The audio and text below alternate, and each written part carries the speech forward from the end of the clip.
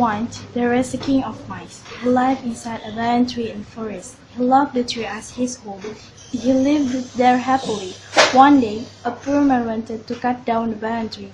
The king of the mice was frightened, so he asked the woodcutter to leave the tree standing. In result, he would give the woodcutter a gold every day. The woodcutter agreed. Every evening, the king of the mice gave a piece of gold to the woodcutter. The gold was taken out from the roots of the banyan tree. The woodcutter was happy and took the gold home. After a few days, the woodcutter's wife asked him, "Where does the gold come from?"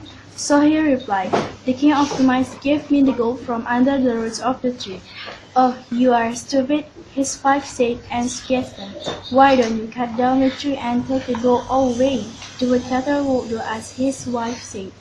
The following day, the woodcutter cut down the banyan tree. Unfortunately, he did not find the gold there. Instead, the king of the mice ran away and crept up to the woodcutter's house. The king of the mice took back all the gold.